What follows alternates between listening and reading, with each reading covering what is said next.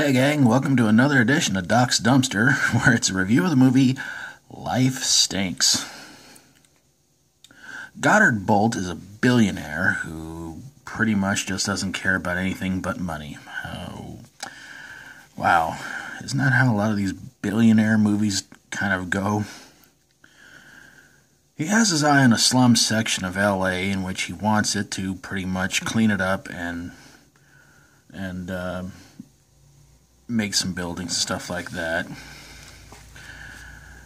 But while he's thinking about trying to do all this, his rival Vance pretty much wants to do the same thing. So they make a bet where Goddard has to spend 30 days on the streets.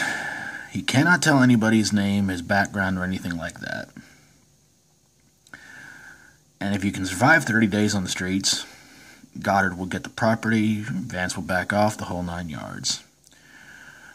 Well, while on the streets, Goddard meets a woman named Molly, who's homeless, of course. And they form a good friendship, and Goddard meets a lot of other homeless people. One of them named Pepto. Actually, that's a nickname Goddard gets from a guy, I think they call him the captain or something like that. I can't remember. Anyway, so Goddard makes friends. He realizes that life on the streets is really, really tough, and money doesn't really always mean everything. He goes back to see Molly because she has this new place because a bunch of street thugs burned her previous place down to the ground. It was sort of in an alleyway or something like that. And she gets this whole factory to stay in. Goddard pretty much tells Molly that he is who he is, takes it back to his mansion. And then he finds out Vance kind of double-crossed him. He pretty much said that the bet was nothing, and Vance going to take over the area that Goddard wanted. So Goddard gathers up all of his homeless friends to kind of have a strike back against Vance, and well, Goddard and Vance wind up having a fight into steam shovels, in which it's sort of like a battle between a couple of monsters. And well, Goddard gets the best of Vance, and Vance decides, okay, you won the bet, whole 9 yards, get everything back. And then it's announced that Goddard decides he's going to marry Molly, in which they think it's going to be some nice big fancy church, but it turns out it's this little church where Goddard knew about. And as Goddard and Molly are about to drive off in his limousine to a new life, this one man that Goddard got into an argument with a couple of times in the movie chases after him. Goddard gets out of the limo and chases back after him to end the movie. The movie stars, of course, as you can see right there, Mel Brooks, Leslie Ann Warren, Jeffrey Tambor, Howard Morris, and Billy Barty. So the big ironic question is does this movie really belong in a dumpster? Yeah, sadly it does, because, gang, this is a movie I tried watching several times, and I just couldn't find it funny.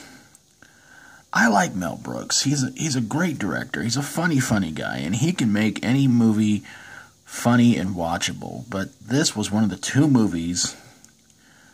Well, there may be more of them, I'm not really 100% sure. But this is actually the second Mel Brooks movie I reviewed that I didn't like. The first one, of course, being Dracula Dead and Loving It. But this movie was supposed to be pretty much a straight, I guess, comedy drama, and it was just... it just wasn't great. It wasn't good. I mean, yeah, there's some running gags, and I mean, there's one part of the movie where Goddard goes to a hospital and he's given a shot by several different nurses and winds up like brain dead or something. I don't know. And of course, the part where I told you guys about where he's getting into an argument with a homeless man, where he says he is who he is, and the homeless man says no, he is who he is. There's a lot of sad moments in the movie too, but ultimately overall, this movie was just not that good, and unfortunately, it was a big bomb at the box office. I think it earned about around $5 million. Now, when I saw the trailer, I admit I laughed because there seemed like there was a lot of funny parts to it. And, you think Mel Brooks in a movie with a title like this, it's got to be funny. And it wasn't. Some of the characters you really do feel for, but ultimately overall, it's, again, I tried watching it a few times, and I just couldn't get into it. I didn't care for it that much, but Mel Brooks has done a lot better before this movie and after this movie. But whatever you guys think about it, let me know in the comments below. But there you guys have it, a review of Life Stinks. And so did this movie.